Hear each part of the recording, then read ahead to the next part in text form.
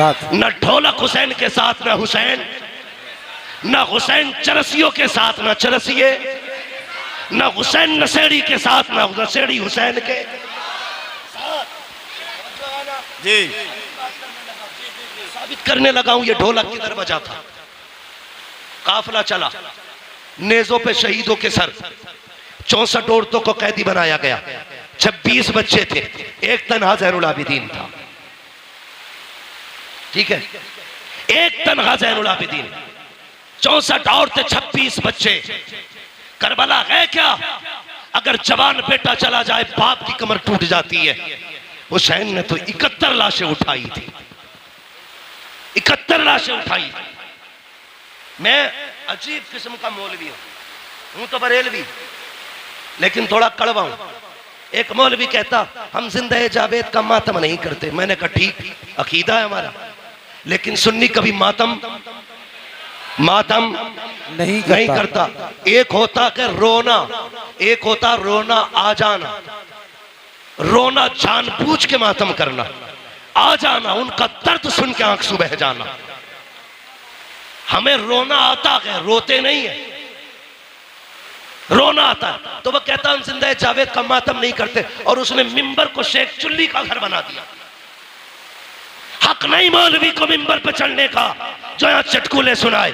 यहाँ वो बैठे जो अली के घर की बात करेगा या नबी के घर की बात करेगा। बेशक बेशक, न मेरे बाप की जागीर है, न तेरे बाप की जागीर है, ये मिंबर मुस्तफा की जागीर है। हुसैन सुने मिंबर क्या है? हजरत उमर फारूक आजम, आधी दुनिया का बादशाह, जिसके नाम से कैसर और किसरा कांपते थे, मिंबर पे बैठे। इमाम हुसैन का बचपना, खड़े हो गए, आके कहने लगे चचा उठिए, उठो। क्यों? ये मेरे बाबा का मिंबर है, ये मेरे नाना का मिंबर है। उठ गए, कहा अब क्या करूं? कहा अपने नाना के मिंबर पे जाइए। रो के कहने लगे शहजादे मेरे नाना का कोई मिंबर नहीं है। कहने लगे अच्छा, फिर ऐसा करो मेरे ही नाना के मिंबर पे बैठ जाओ। हजरत उमर ने कहा था लोगों, पहले उमर को अबू बकर ने बिठाया था, आज हुसैन ने बिठाया है। किसी की मां ने दूध नहीं पिलाया जो उमर को मिंबर से उठा सके। पता चला मिंबर भी इनका है, हुकूमत भी इनकी है। यहाँ चापलोस दोगले शेख चुल्ली नहीं चलेगा, या वो बोलेगा जिसकी रगों में अली अली होगा, जिसकी सांसों में नबी नबी हो। नारे हैदरी,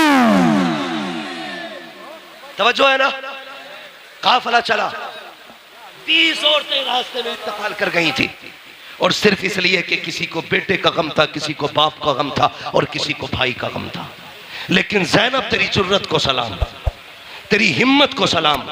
तूने एक का जनाजा नहीं देखा, भाइयों के जनाजे तूने देखे, बेटों के जनाजे तूने देखे, भतीजों की लाशें तूने देखी, भाई का कटा गला तूने देखा। लेकिन तेरी जुर्रत को सलाम, ना तुझसे लोग सब्र ले सके, ना तुझसे कोई कुरान ले सका। सब्र भी ज़ैनब के दामन में था, कुरान भी ज़ैनब के सीने में था, दोनों चीजें थी। काफिला चलता रहा, चलते चलते रास्ते में ना, तवज्जो करें, रास्ते में चलते चलते देखिए माशाल्लाह कुछ लोग भीग गए हैं ज्यादा। अगर ठंड लग रही हो ना तो जा सकते हैं, अल्लाह आपको शिफा बख्शे, सलामत रखे। मैं वैसे भी बात खत्म करने लगा हूं, अल्लाह आपको सलामत रखे। हाँ, क्या इरादा है भाई? अल्लाह आपको सलामत रखे। ये जो लोग हमारे भाई भीग रहे हैं, इनकी खिदमत को रायगा ना जाने दें। ये कमेटी वाले लोग हैं, खून पसीना एक करके ना अपनी हुसैनियत का रंग दिखा रहे हैं। वो खून में भीगे थे, हम बारिश में भीग रहे हैं। हाँ, इतना तो हम भी कर सकते हैं ना, खून में न सकी बारिश में तो भीग सकते हैं ना। अल्लाह आपके हौसले को सलामत रखे, आपकी जुर्रतों को सलामत रखे। मौलाना उमर साहब माशाल्लाह, मौलाना इकरार साहब, ये आपकी मेहनत है, ये काशीपुर की आवाम दिल जीत लिया। यार मैं इतना राजी हूं तो करबला वाला हुसैन कितना राजी होगा। सुभान अल्लाह। और मेरे नबी ने कहा जो मेरी औलाद पे एहसान करता है, या तो मेरे बेटे उसका बदला देंगे, अगर वो नहीं देंगे मैं मदीने से आके उसका बदला देता हूँ। मेरे नबी ने कहा है हम अपनी औलाद पे किसी का एहसान नहीं रखते, हम अदा करते बदला फौरन। तवज्जो है, काफिला चला, ये काफिला गलियों से गुजर के जा रहा था। यजीद की तरतीब ये थी, अमर इब्ने साद, कुछ लोगों का खालू लगता है यजीद, और मेरी समझ में एक बात नहीं आती, कुछ हजरत अमीर माविया को गाली देते हैं, तवज्जो है ना, कि यजीद उनका बेटा था इसलिए गाली देते हैं। मैंने कहा अगर बेटा होना बाप के लिए जुर्म है तो फिर जिसने सबसे पहला तीर इमाम अली मकाम के खेमे में मारा था, जानते हो वो कौन है? वो अमर इब्ने साद है, और हजरत साद इब्ने अबी वक्कास का बेटा। कौन? साद इब्ने अबी वक्कास। जब हुजूर दुश्मनों के बीच में घिरे तो साद इब्ने अबी वक्कास यूं हुजूर के आगे खड़े थे, आका की कमान उनके हाथ में थी, वो तीर चलाते, हुजूर निकाल के देते। सारी दुनिया कहती मेरे माँ बाप नबी पे कुर्बान, और हुजूर कहते थे साद तुझ पे मेरे माँ बाप कुर्बान। उनका बेटा है अमर इब्ने साद, सबसे पहला तीर मार के कहता कबाग रहना, हुसैन के खेमे पे पहला तीर मैंने चलाया। शर्म करो। पता चला हाँ, नूह के घर में बागी बेटा पैदा हो सकता है, ये अल्लाह की कुदरत है। वो शैतानों में वली पैदा कर देता है, वलियों में शैतान। तो ये जिम्मेदारी हज़रत अमीर माविया पे न थोकिए। हम सुन्नी बरेलवियों का अकीदा ये है, हर सहाबी नबी, हर सहाबी नबी जन्नती, जन्नती। सारे बोलो हर सहाबी नबी जन्नती, जन्नती। अकीदा हम बरेलवियों का। और जिसका ना हो मरे जाके, कोई फर्क नहीं पड़ता। बरेली के इमाम ने कलम तोड़ दिया, कहते हैं अहले सुन्नत का है बेड़ा पार असहाबे रसूल, नज्म है और नाव है इतरत रसूलुल्लाह। ना हम सहाबा को छोड़ेंगे ना हम हुजूर के अहले बैत को छोड़ेंगे। ये उसूल है, जिससे इनकी जंग रही है उनसे हमारी जंग है, जिनसे इनकी सुलह रही है उनसे हमारी सुलह रही। ठीक है जी, चले आगे। नेजों पे सर। अब सुने, ढोलक कहां बजा? जब एक बस्ती से काफिला गुजरने लगा तो आपने देखा होगा सिग्नल पे लोग भीख मांगते हैं, देखा कि नहीं? रोड टूटा हुआ हो, गाड़ियां स्लो हो, मोड़ हो, सिग्नल हो, ब्रेकर हो, वहां पे भिखारी खड़े रहते हैं, गाड़ी धीमी होगी कुछ मिलेगा। उसी तरह एक शहर से काफिला गुजरने लगा, एक नाबीना भिखारी खड़ा था, उसके साथ एक बच्चा था। उसने ढोल की आवाज सुनी, उसने कहा लगता है कोई बारात आ रही है, लगता है बारात आ रही है। का ढोल अगर आगे आ जाए और दूल्हा मेरे पास से गुजरे इशारा कर देना। कहा क्यों? का जब इशारा करेगा मैं समझ जाऊंगा दूल्हा आ गया, उसके बाद भीख मांगूंगा। हमारा भी उसूल है, जब दूल्हा सज के चले, चार यार साथ चल रहे हो और फिर दूल्हा के यारों से कोई भीख मांगे तो यार जेबें खाली कर देते हैं। उसने कहा दूल्हा पास आए तो भीख मांगूंगा। उसे पता नहीं था, जैसी सबसे आगे ढोल बजाने वाले नए कपड़ों में, महंगे कपड़ों में थे। बच्चे ने कहा अब्बा लगता है बारात बड़ी है। कहा क्यों? कहा कीमती कपड़े हैं और ढोल भी शान वाले हैं, लगता दूल्हा भी शान वाला होगा। बुड्ढा खुश कहा जब दूल्हा आए तो बताना। लेकिन जैसी ढोल वाले गुजरे, उन ढोल वालों के पीछे यजीदी चल रहे थे, सबसे आगे शिमर, पीछे सिनान, उर्मला, ये सारे कातिल चल रहे थे। बच्चा देखता रहा, लेकिन जैसी एक नेजा आया, जिस नेजे पे मेरे हुसैन का सर था, अब बच्चे के होश उड़ गए। वो दूल्हा के इंतजार में था, लेकिन नेजे वाला सर देख के हैरत में था, ये क्या है? वो संभालना चाहा खुद को, लेकिन न संभाल सका। इतने में पीछे से वो नेजा आया जिसपे अली असगर का सर था। बच्चे ने सर देखा, सोचने लगा इसकी तो खता हो सकती है, लेकिन इस 6 माह के लाल ने क्या बिगाड़ा होगा। ये सोच के वो कांप गया, चक्कर आया, उसने दामन थामा। जैसी दामन थामा, बूढ़े ने समझा शायद दूल्हा आ गया है, सवारी गुजरने वाली है। उसने खुद को संभाला, इतने में सर आगे गुजरे, अल्लाह अकबर, सैयदा ज़ैनब की सवारी गुजर रही थी। साहिल कहता है ओ काफिले वालों, ओ दूल्हा बारात वालों, अली की खैरात दो, नबी की खैरात दो। जैसे इतना जुमला सुना है, मैंने कहा बेटी बेटी होती है। आज कई दिन के बाद बेटी ने बाप का नाम सुना था, कहती फिजा अम्मी कहा क्या, जरा इससे कहो तो सही। आज कई दिन के बाद हमने अपने बाप अली का नाम सुना है, इससे कह दो एक बार और अली का नाम ले दे। आप कहती फिर से अली का नाम ले। उसने फिर कहा अली की खैरात दो। फिर बेटी ने कहा इससे कहो एक बार और अली का नाम ले। उसने कहा अली की खैरात दो, नबी की खैरात दो। आपने कहा इससे पूछो तो सही ये अली को जानता है क्या? उसने कहा मैंने देखा तो नहीं है, कभी मिला तो नहीं हो, लेकिन इतना जानता हो जिससे अली राजी हो जाता है उससे नबी राजी हो जाता है, जिससे नबी राजी हो जाता है उससे खुदा राजी हो जाता है। हजरत ज़ैनब ने कहा था इससे पूछो ये चाहता क्या है? कहा तुझे क्या चाहिए? कहा साकिब बचपन से भीख मांग रखे हैं, सदियां बीत गई, हम मांग के गुजारे करते हैं। सैयदा ज़ैनब ने कहा आज के बाद तेरी गरीबी खत्म हो जाएगी। वो देख जिस सवारी पे सकीना बैठ के आ रही है उसके पैरों के नीचे की मिट्टी हटा ले, तेरी जरूरत पूरी हो जाएगी।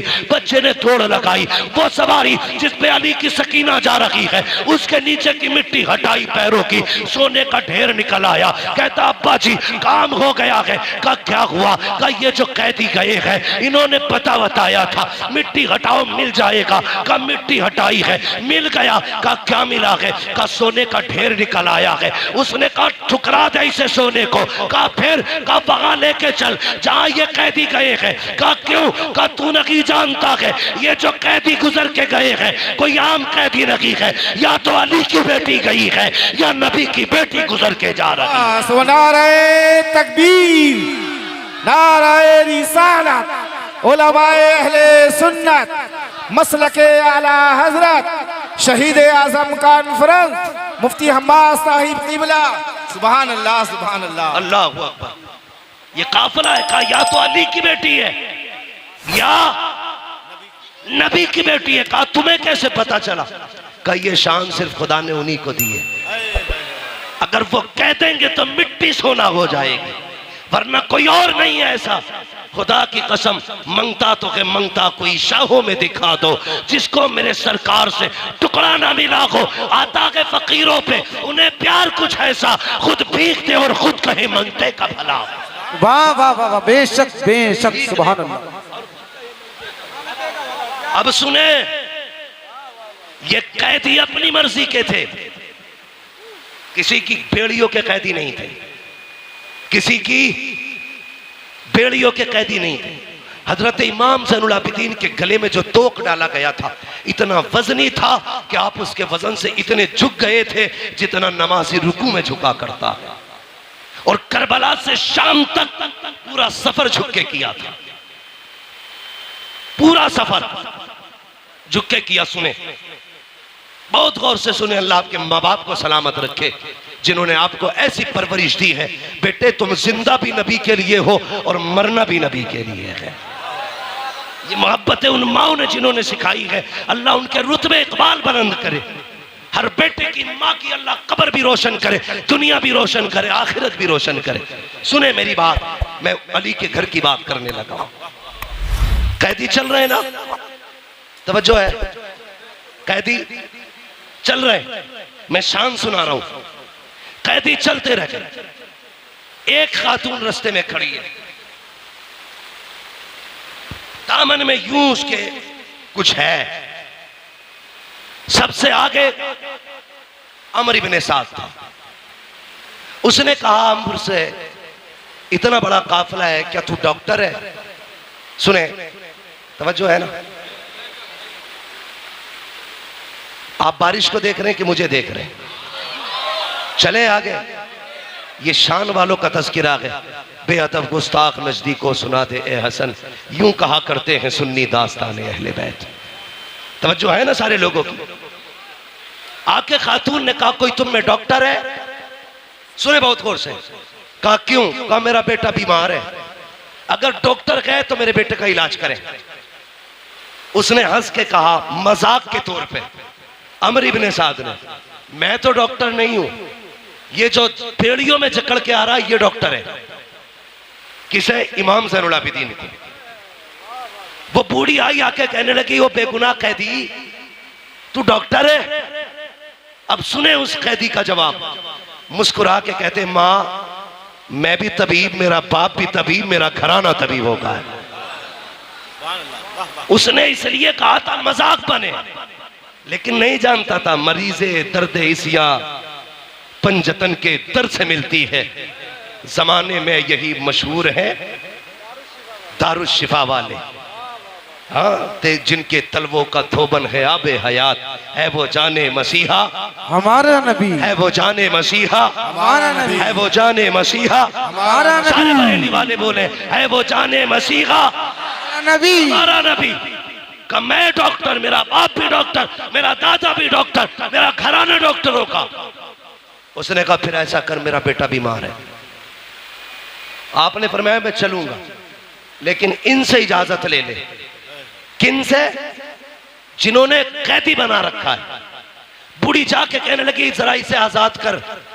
उसने कहा क्या देगी? उसने कहा 7 बेटियों का जेवर है, एक बेटा है 7 बेटी है, सारा सोना ले ले, मेरा बेटा बचा ले। 7 बेटियों का जेवर दे दिया। बहन बहन होती है, अगर कोई भाई के बदले में जान मांग लेना, बहनें जान निछावर कर देंगी। बेशक, बस इतना कहते ये बच जाएगा, बहनें जान दे देंगी। अजीब रिश्ता होता है, मैंने देखा है। भाई पैदा ना हो, सजदे में गिर के भाई की पैदाइश की बहनें दुआएं करती हैं। अगर भाई पैदा हो जाए तो माँ बन के बहनें पाला करती हैं।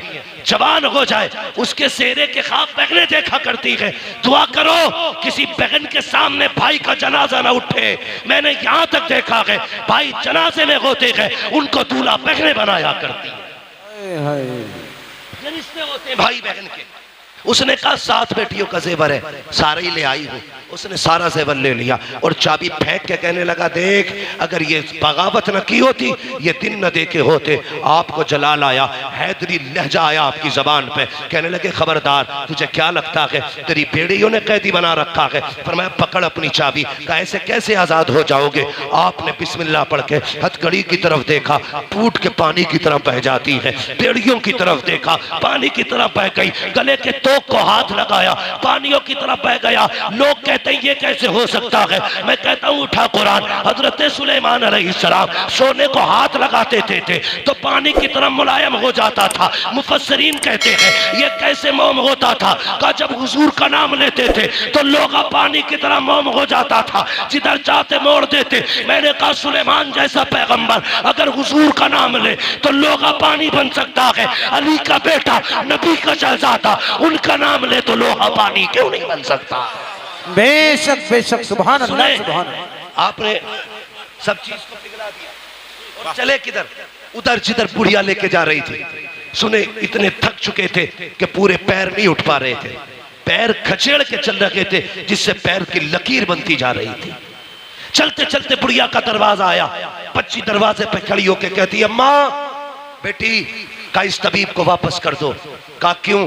का जिस बेटे के लिए तू इस तबीब को लाई है वो बेटा नहीं रहा, वो बेटा नहीं रहा। बूढ़ी की चीख निकली, रो के कहती जा बेकसूर कैदी चला जा, माजरत चाहती हूँ, जिस बेटे के लिए तुझे लाई थी वो बेटा नहीं रहा।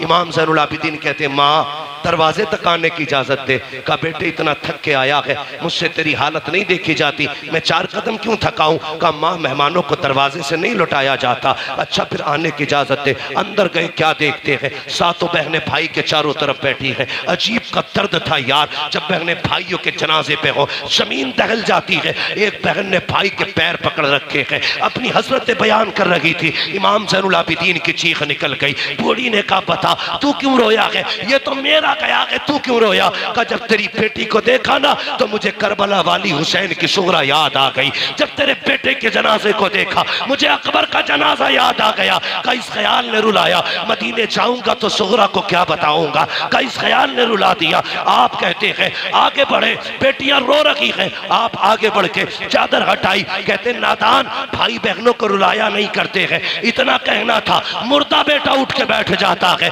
जैसे उठ के बैठा है, बूढ़ी ने कदम पकड़ रही है। कहा तू है कौन बता तो सही। कहा मैं ये न पूछ मैं कौन हूँ, तेरा बेटा जिंदा हो गया है। कहा सोना कितना था? कहा 7 बेटियों का जेवर था। कहा जल्दी कर अपने दामन में मिट्टी लेके आ। बूढ़ी गई मिट्टी भर के लाई, हाथ लगाया, कहा खोल के दे। देखा तो अब सोना बन चुकी है मिट्टी। आप कहते हैं माँ तुझे बेटा भी मिल गया, जेवर भी मिल गया, अब इजाजत दे। बूढ़ी ने कदम पकड़े, कहने लगी कैदी एक बात और बता के जा, वो नेजों पे सर किसके थे? कहा किसी नेजे पे मेरे बाप का सर है, किसी नेज़े पे भतीजे का सर है, किसी नेज़े पे भाई का सर है, किसी नेज़े पे चचा का सर है। कहा बता तो सही, अगर वो तेरे अपने हैं तो तूने मेरा एक जिंदा कर लिया, अपने 72 जिंदा क्यों नहीं किए हैं? उनको जिंदा क्यों नहीं किया? कहने लगे माँ मेरी मजबूरी है, वरना उन्हें भी जिंदा कर लेता। कहा कौन सी मजबूरी? कहा यहाँ नहीं बता सकता, चल वहां पे जहाँ पे नेज़ों पे सर है। बुढ़ी का हाथ पकड़ा, वहां लेके आए हैं जहाँ नेज़ों पे सर है। आके वहां खड़े हुए जिस नेज़े पे इमाम का सर था। आप कहते हैं बाबा जो कुरान पूरे रास्ते में अपने ज़ैनुल आबिदीन को सुनाया है, जरा फिर से सुना दीजिए। जैसे इतना कहा है, सरे हुसैन घूमा है इमाम ज़ैनुल आबिदीन की तरफ, मेरे इमाम का चेहरा आया और लबों से सूरह रहमान की तिलावत शुरू हो जाती है, लबों से सूरह रहमान की तिलावत। आप कहते हैं माई देख तो सही, मेरे आगे ये मजबूरी है। कहा बेटी समझे ही नहीं। आपने फरमाया माँ जिंदा वो किए जाते हैं जो मर जाते हैं, जो पहले से जिंदा होते हैं वो जिंदा नहीं किए जाते। नारे तकबीर, नारे रिसालत, नारे वासियत, मसलके आला हजरत मुफ्ती हम्माद रज़ा साहिब किबला, नारे हैदरी। माँ वो जिंदा नहीं किए जाते जो पहले से जिंदा होते हैं। कत्ले हुसैन असल में मर गए यजीद है, इस्लाम जिंदा होता है हर करबला के बाद। वाह वाह सुभान अल्लाह, सुभान अल्लाह अकबर। या रसूल अल्लाह, जवाब नहीं काशी मिलता।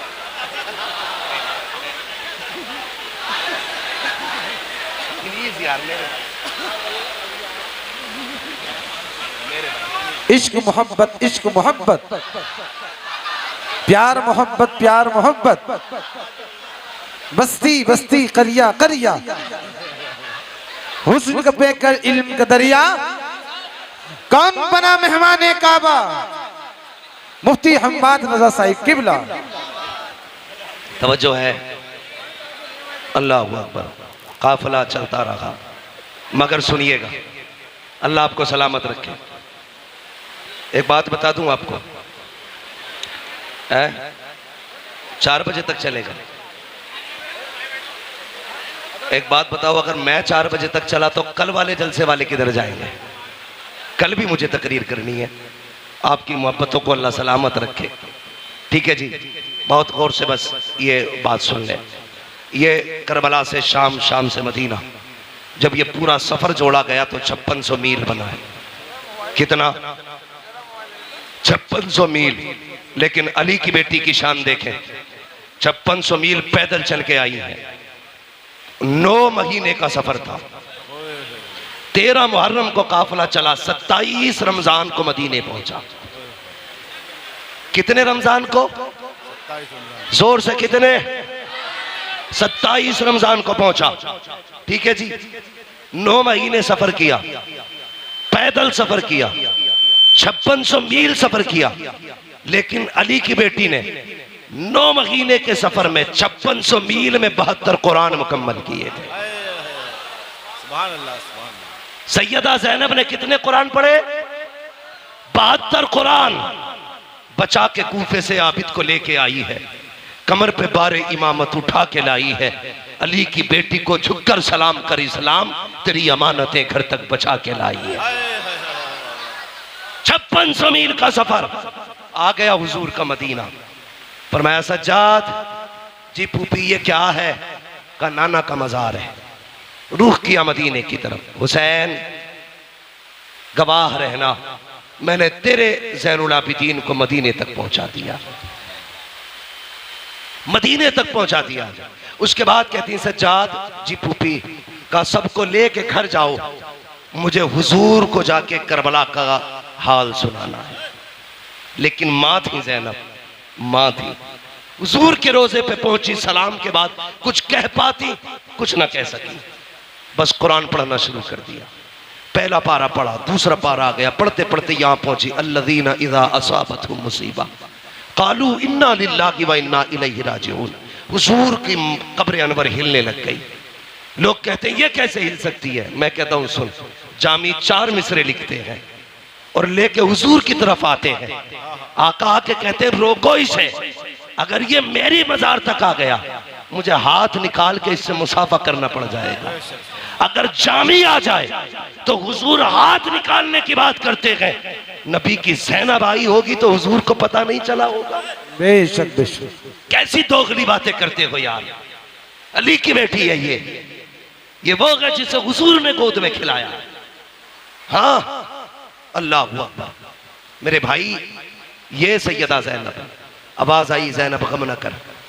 करबला में जब तेरे बेटे शहीद हो रहे थे मैं वहीं खड़ा था, और मैं नहीं, सारे अंबिया वहां खड़े होकर के तेरे बच्चों की शहादत देख रहे थे, सब शहादत देख रहे थे। उसके बाद आप पट्टी जानते हो, 17, 15, 14, 18 इतनी रिवायतें हैं हजरत अली के बेटों की। एक रिवायत में 18 भाई, 14 भाई, 15 भाई, 17 भाई। अगर आप सबसे कम रिवायत भी लें 14, सैयदा ज़ैनब आई, सारे भाइयों के दरवाजे लाइन से थे। 27 रमजान, ये वो तारीख थी जिस तारीख में गाजी अब्बास और भाई के घर से ईद लेके सैयदा ज़ैनब के दरवाजे पे जाते थे। लेकिन आज तारीख बदल गई है, हालात बदल गए हैं। ज़ैनब आई है भाई के दरवाजों पे ईद लेने नहीं, उन दरवाजों को देखने आई है जिन पे आज ताले लगे। हर दरवाजे पे आई, अल्लाह अकबर। सारे दरवाजों पे हाजिरी देते वक्त आज तक अब्बास सबके दरवाजों से ईद लेके आते थे, आज ज़ैनब आई। खुदा की कसम, करबला करबला गए, वापस अपने दरवाजे पे आई। जानते हो, अपने दरवाजे पे जाके बैठी। खुदा की कसम, 10 मुहर्रम के नाम पे गुंडों ने आबरू लूट ली इस्लाम की, लफंगों ने बेआबरू कर दिया इस्लाम को। 10 मुहर्रम के नाम पे बेटियों के गलों के दुपट्टे उतर गए, ताजिए बनाने वालों ने मूर्तें बना डाली। कुछ ताजियों के आगे बेटियों से गीत गवाए गए। और गैरत कर, तेरी बेटी कितनी भी बड़ी हो जाए, अली की बेटी से बड़ी ज़ैनब नहीं हो सकती है। आबरू लूट ली बेगैरतों ने। मुहर्रम की 10 तारीख के नाम पे दुपट्टे उतार दिए बेटियों के गले से, नंगे सर हो गई बेटियां। क्या जवाब दोगे कयामत में? अगर ज़ैनब ने कलाई पकड़ के पूछ लिया, सुन, हमने तो भाई की शहादत पे चादर नहीं उतारी, तूने 10 मुहर्रम के नाम पे गले तक से दुपट्टा उतार दिया था। है कोई जवाब? कोई जवाब नहीं दे पाओगे। चाहते हो जवाब दे सको, 10 मुहर्रम आए तो बेटियों से कह देना, आज तक बेपर्दगी की है, 10 मुहर्रम को सर से दुपट्टा नहीं उतरना चाहिए, ताकि तेरे सर का दुपट्टा बता दे ये ढोलक वाले हुसैनी नहीं, ये तो करबला की ज़ैनब से प्यार करने वाले हुसैन। सिखाना बेटियों को। और कैसा पर्दा था सैयदा ज़ैनब का, कैसा पर्दा था? सुने, पर्दा ऐसा था, सर से लेकर पैर तक चादर थी। अपने दरवाजे पे आई, बेटे गवा के आई है, कुर्बान करके आई है बेटे। हिम्मत नहीं हुई, दरवाजे पे आई, मगरिब का वक्त था, आके बैठ गई। बेटियां कहती है, बड़ी बहन ने कहा, बहन अपने दरवाजे पे बैठी है। कहा बहन नमाज हो गई। माँ ने कहा था कुरान न छोड़ना, चल कुरान पढ़ते हैं। अल्लाह अकबर। एक बहन ने कुरान पढ़ा, दूसरी सुनने लगी। इतने में किसी की हिचकियों की दरवाजे से आवाज आई। बड़ी बहन ने कहा, लगता है दरवाजे पे कोई मुसाफिर है, ले ये पैसे ले। अम्मी कह के गई थी सवाली आ जाए तो देर तक मत रुकाना, जल्दी भीख दे के आगे बढ़ा देना। छोटी बहन ने दरवाजा खोला, पर्दे के अंदर से कहा, ये भीख ले आगे बढ़। जैसी इतना का चीख निकली खातून सैयदा ज़ैनब की, कहने लगी हम भिखारी नहीं है, हम परदेसी हैं। कहा फिर क्यों बैठी हो, सफर करो। कहा तुम कुरान पढ़ रही थी, तुम्हारा कुरान अच्छा लग रहा था। अब जब इतनी बात कही तो बेटी का जवाब सुनो। बेटी ने कहा, खातून तूने हमारा कुरान सुना है, काश कभी हमारी माँ ज़ैनब का कुरान सुना होता, काश तूने हमारी माँ ज़ैनब का कुरान सुना होता। कहा कैसा पढ़ती थी ज़ैनब कुरान? कहा जब मेरी माँ ज़ैनब कुरान पढ़ती थी, 14 भाई छुप छुप के कुरान सुना करते थे, खुद अली छुप के कुरान सुनते थे, ऐसा कुरान पढ़ती थी कि फरिश्ते भी छुप के कुरान सुनते थे, ये ज़ैनब का कुरान था। कहा बेटी और कुरान सुनाओ। बेटियां कुरान पढ़ने बैठ जाती है, आप दरवाजे पे बैठी है। इतने में सितारे हजरत जाफर, अब्दुल्ला इब्ने जाफर तैयार, हजरत ज़ैनब के शोहर आ गए। यार कैसा पर्दा है, बेटियों ने भी ना पहचाना। खुद आपके शोहर आ गए, आपने देखा कोई पर्दे में खातून है, मुंह फेर के जेब में हाथ डाला, चंद सिक्के निकाले, भिखारी समझ के भीख दी, आपने लेने से इनकार कर दिया। मैं भिखारी नहीं हूँ। कहा फिर? कहा परदेसी हूँ। कहा क्यों बैठी हो? कहा कि बस तेरी बच्चियों का कुरान सुन रही थी। अल्लाह अकबर। आप कहते सुनो, कई महीने बीत गए हैं, मेरी बीवी परदेश गई है, मेरी बच्चियों को माँ की याद आती है, बड़ी रोया करती है। ऐसा कर आज की रात मेरी बच्चियों के साथ गुजार ले, ताकि बच्चियों की कोई रात सुकून से गुजर जाए। अंदर आके कहते हैं बेटियों बाहर मुसाफिर है, अंदर लेके आओ। बच्चियां लेके आई, एक बहन पानी लेके आई है, कहती लो पानी पी लो। का पानी से हमें नफरत हो गई है। दूसरी ने कहा बिस्तर बिछा दिया है, बिस्तर पे लेट जाइए। कहा हमें मिट्टी अच्छी लगती है। फिर उसके बाद बैठी रही, पर्दा देख अली की बेटी का, बेटियां सामने है, कोई पहचान नहीं पा रहा है। अल्लाह अकबर। औरतों की आदत खुल मिलने की होती है। एक बच्ची कहती है कहाँ की रहने वाली हो? कहा मदीने की रहने वाली है। अल्लाह अकबर। कहा कितने बच्चे हैं? उन्होंने कहा कि मेरे पास अल्लाह ने 2 बेटियां दी हैं, 2 बेटे अता किए हैं। कहा हैरत की बात है, तुम्हारे पास भी 2 बेटी 2 बेटे हैं, हमारे भी 2 भाई और 2 बहनें हैं। कहती अच्छा ये बताओ बेटों की उम्र कितनी है? सैयदा कहती है एक बेटे की उम्र 9 साल है, दूसरे बेटे की उम्र 11 साल है। बड़ी बहन कहती है ताज्जुब की बात है, तेरे भी 2 बेटे हैं, हमारी माँ के भी 2 बेटे हैं, तेरा भी एक बेटा 9 साल का, हमारा भी भाई एक 9 साल का, तेरा भी एक बेटा 11 का, हमारी माँ का भी एक बेटा 11 का।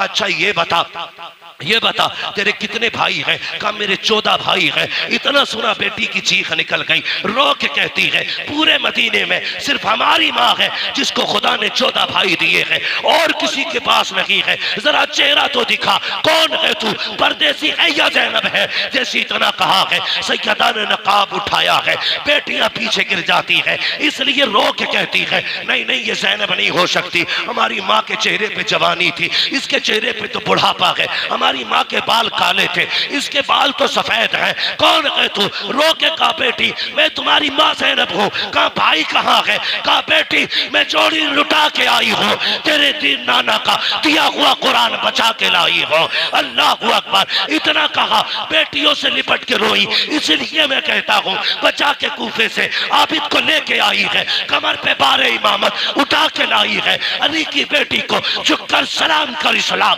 तेरी अमानतें घर तक बचा के लाई। नारे तकबीर, नारे रिसालत, उलमाए अहले सुन्नत, मसलके आला हजरत, शहीद आजम कॉन्फ्रेंस मुफ्ती हम्माद साहिब किबला।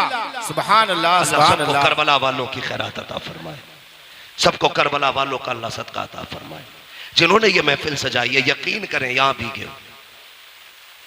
मैं इतना थक चुका हूँ, सजदा पढ़ने की अब ताकत नहीं है मेरे भाई, मान जाओ मेरे अंदर ताकत ही नहीं बची। भाई इसका थोड़ा आवाज बढ़ा दो, साउंड वाले भी बड़े चालाक होते, जब मौलवी शुरू हो जाता ये आवाज दबा लेते। आइंदा किसी साउंड वाले को बुलाओ, सेट करा के ना मजार में बंद करा देना, साउंड इधर चलेगा भूत उधर उतरते रहेंगे। साउंड वाले भाई जरा आप आवाज बढ़ा दीजिएगा थोड़ा सा, बढ़ाइए, बहुत दबा दी आपने आवाज, इसने मेरे फेफड़े और गुर्दे हिला दिए। तवज्जो है आप लोगों की?